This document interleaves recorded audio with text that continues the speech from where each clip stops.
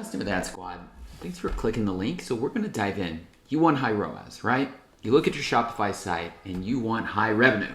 So the first thing you think is, well, if I want high revenue, then I want a really good return on all my ad spend.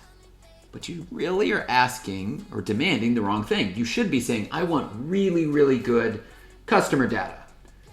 So why data? Why does data make the difference? Because for 7 and 8 figure brands, if they know their data, they can almost predict where their ROAS will be. And they can pull levers and make shifts. And so for you, you're probably thinking, yeah, I want that. So walk me through it. All right, so I'm gonna switch over to my screen. So here's your focus. You're looking at your Shopify. You're probably looking at the back end of 1, maybe 2 advertising platforms. And you're thinking, I want high ROAS, high revenue. What you should be saying is, I want really good data. What data? Of course, I want really good customer data and product data, because that's going to tell you the levers that you pull when you look at your funnel, you look at your advertising, because that data dictates your return. So let's zoom out. What are some of the things that we do when we first assess a brand and say, okay, what is the ROAS we want to get?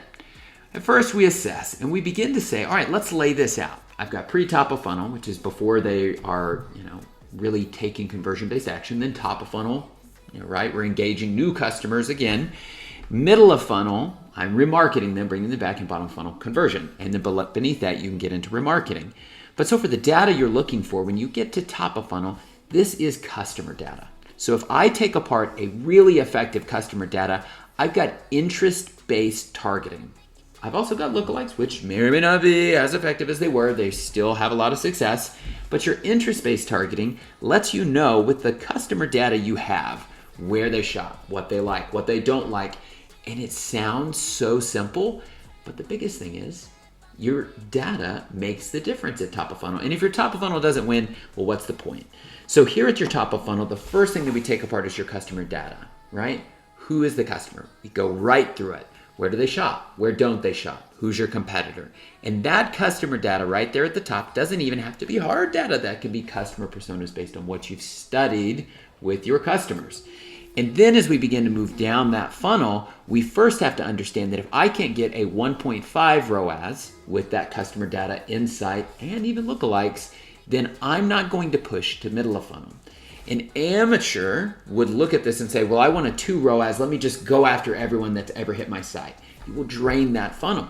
So as we're looking at our top of funnel, we're going to go ahead and we're going to take that 2.7 million, and that's just that's a number we use to move down our funnel. It can get smaller, bigger, depending on your brand. And we want to move people from the top of funnel down into the bottom of funnel. If we don't do that in the very beginning, then it's pointless to want any things in terms of a return because you're not filling it, you're draining the funnel. So as we move down to the middle of funnel, now our data gets a little bit more dynamic. Now we're understanding, okay, this is what's brought them in, back to customer data on interest. Now let's take a look at the data points of where they're hitting. You're gonna look at things like social media. You're gonna run an ad and you're gonna have a certain subset of people that just go to your social media. They look or engage with your page, right? So then you're gonna pull that data and retarget that audience. You're also gonna, of course, retarget people who hit your site. But then you're gonna take it one step further. You're gonna say, what did they look at when they were on site? Let me dynamically remarket that audience. Again, data. This isn't just some obscure number or thing you're looking at in some spreadsheet that someone with glasses. This is the actual data of what happens with the actions. So if you're not tracking these things, your middle of funnel, your pixel, your tag, any of those things, then you're gonna miss what actual data you have. So in that middle of funnel, that data becomes now highly, highly valuable because you can action based on that data and get people to come back and actually purchase because they're going, oh my gosh, this is amazing. They at first intrigued me because I saw this really cool ad about, widget, whatever. And then I went and followed them on social media. I creeped, I looked, I wanted to see how other people were using whatever the said product was. Next thing I know, I'm getting shown an ad because I engaged on social media. Or, of course, I engaged on site, but I'm doing it using that customer data. Now, as we get further down in the funnel, that data becomes even more actionable because at bottom of funnel, this is when they've done everything but the point of purchase. You may have lead lists. You may have their phone number. You may have them opt in to get a 10% off, but they just didn't buy it. Now you're hitting them with email. you're hitting them specifically because you have their phone number, you have their email, you have the product they're interested in. They can't help but buy if they get to this point. And of course, the thing that we don't want to use is you want to understand your product data and what's the first product that people typically use. That's the one you want to begin pushing them for. If you have a great cycle of products that they come in with product 1, 2, and 3, now you're really beginning to make a difference. And of course, you can leverage different things, what we do all the time, to begin to move that customer down. But staying on data here. Now, let's say you've got your top of funnel hitting 1.5, or let's say your middle is hitting a 2, but maybe your bottom isn't hitting the 3, so you're not really growing your ROAS where you want. This is where you can step away from the customer data and begin to look at your product data. Let me show you how we do that. So you have something called a lever, right? This is a ROAS lever. The ROAS lever lets you step back and say, if I increase my AOV, my average order value, by $2, that's going to allow me more on the back end for what I'm doing. So if you know your customer and you know your product data, you can combine the two. You can say, hey, I'm going to increase my AOV to $51. How am I going to do that? Well, maybe you put free shipping at $50. Maybe you incentivize 2 products to get them together when people may normally purchase 1. Because now what you're doing is you're increasing the average order value that you've got, the amount of revenue they're putting in.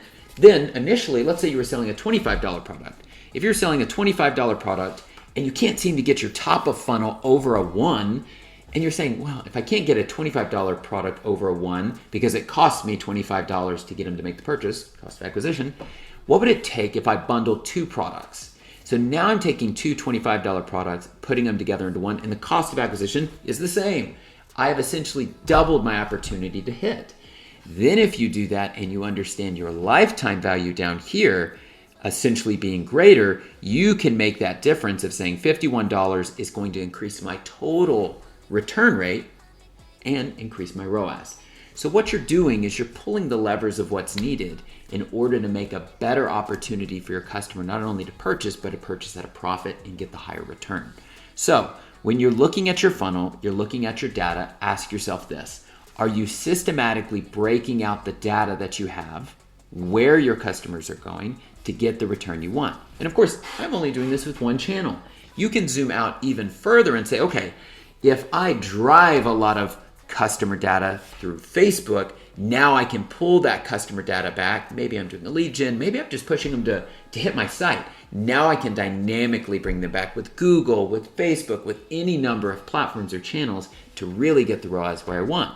Because you're playing the game, the customer data, product data game, not the ROAS game. Because when you say ROAS, the problem with that is you're limited by your focus. You're looking here and you're looking there. You really should be looking at the data and everywhere it lives, because that's where the secret to your ROAS is. So hopefully this was helpful. If it's overwhelming, again, I apologize. It's hard. E-commerce isn't easy. But this is what big brands do when they want to take apart what it is that they have to offer and they want to predict the return that they want to get. Justin with Ad Squad, hope this is helpful.